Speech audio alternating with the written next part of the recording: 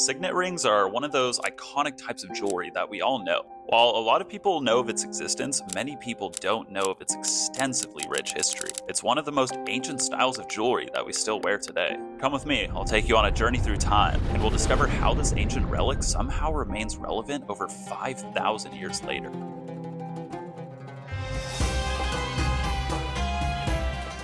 Yeah, you heard that right. 5,000 years. The first evidence of signet rings are literally older than the Egyptian pyramids. And like the pyramids, they likely originated in ancient Egypt. But before we get ahead of ourselves, our journey begins even longer ago, in ancient Mesopotamia. The signet ring evolved from a sort of prototype concept. Well before documents were signed with ink and pen, the ancient Mesopotamians used cylindrical objects in order to seal documents and leave them with a unique signature. So back in the relative future, the Egyptians were all about combining aesthetics with utility. They thought, what if instead of carrying these objects around, we put them on our rings?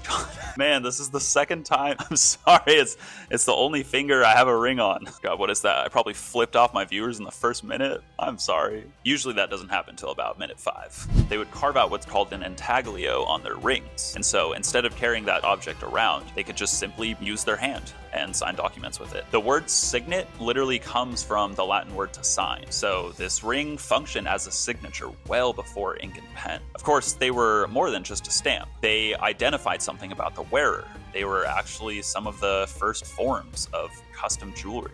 A metalsmith could carve anything requested on the flat bezel, or sometimes on a large smooth stone set in the ring. So for pharaohs especially, this didn't just function as a stamp, but as a symbol of their royal identity. If you ever saw a guy with a pinky ring in ancient Egypt, he knew to be on your best behavior. Other people wore them too, to declare their social status or political or religious role. In Egypt, this was done by carving distinctive hieroglyphs deep into the metal. If everyone was running around the belief in ancient Egypt that a ring confirmed your identity, you could enter the upper echelon of Egyptian society. Easy. Pay a guy to make me a ring with some official government seal on it. Anyone questions me like, who's this guy? I've never seen him before. What are they gonna say? My bad, bro. Carry on. One notable and very interesting style of signet ring that seems limited to ancient Egyptian culture was the swivel, often featuring a scarab carving on one side. You could turn the ring around, maybe an ancient sign of ADHD, the most ancient prototype fidget toy. So, in Egypt, the signet ring was ultimately more of a functional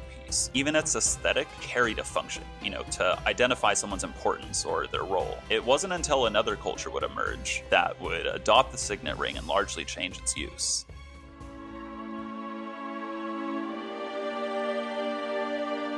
Unlike the Egyptians, the ancient Greeks were more casual about their signet rings. They became more common as well. Within the Greek rings, you start to see more variations in metals used, notably silver and especially bronze, which suggests a much wider range of people were iced out. Should I say that? Suggests that a much wider range of people wore signet rings, and they did so with whatever they could afford. The designs on the bezel got more intricate in Greece as well. Instead of writing or hieroglyphs, the Greeks sometimes included entire pictures carved into the bezel, usually of humans and gods, faces of them, sometimes their whole body. Signet rings became larger and more unique, really beginning to emphasize their aesthetic appeal over function. Alas, their conquerors adopted and continued this tradition as well.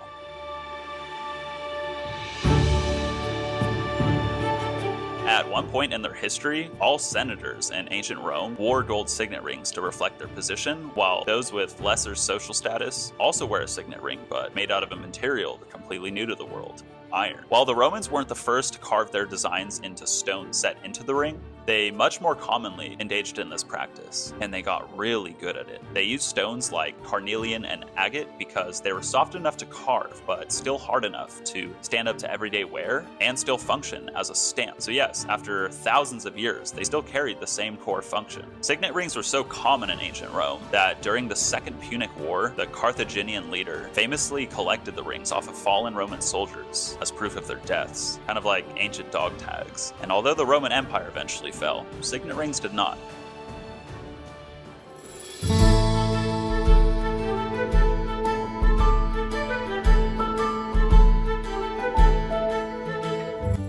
Throughout the classical period in Greece and Rome, it was more common to find common folks wearing signet rings as well, because they were made with less desirable materials like bronze and iron. But in the Middle Ages, like back in Egypt, the signet ring was worn more exclusively by people of upper class. They did, however, still carry this ancient function of stamping documents, and you'll see throughout the vast majority of their life they retained this function. In the Middle Ages, the style of the signet ring continued to shift pretty drastically, now featuring distinctive medieval design elements, most notably that of Christianity, which reflected the growing influence of the church. Through the Middle Ages dawned the concept of the family crest. For non-religious rings, this was a common inscription to put on a signet ring. As centuries pass and we enter the late Middle Ages, nearing the Renaissance, the signet ring sees a resurgence in demand by a more diverse market, notably including those outside of the upper class again. With the growth of the mercantile class in the Renaissance period, signet rings remained an important symbol for status and identity. Wealthy merchants, skilled artisans, and landowners all commissioned rings with their names, family crests, or symbols representing their trade. But following the Renaissance, the functional role of the signet ring would, after thousands of years, finally come to an end.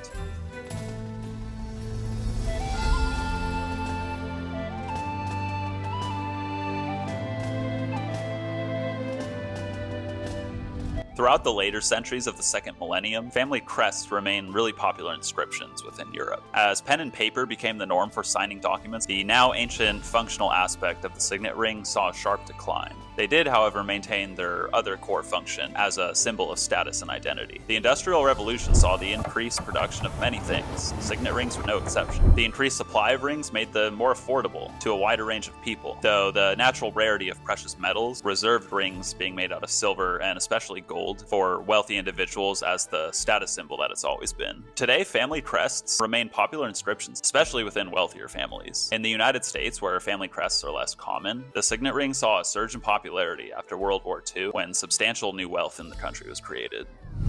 Today, as with many things, boundaries are beginning to become dissolved. While the signet ring still acts as a sign of prestige, the signet ring is more accessible than ever, so it's available for those who simply view it as a fashion statement. I believe its identity is shifting from purely old money jewelry to becoming more of a general identity symbol, regardless of social class. It can simply be used as a representation of your own identity. Having your own personal ring can make your wardrobe feel more personalized and special. Instead of wearing something that's trending, you can wear the signet ring as a timeless symbol, made inherently unique by your choice of carving. Plus, its ancient roots and rich history just make this a really cool piece to wear. I hope you enjoyed all that. If you already wear a signet ring, I hope that you have a newfound appreciation for it, or if you don't, maybe this will make you seek one out. So yeah, till next time, thanks for watching.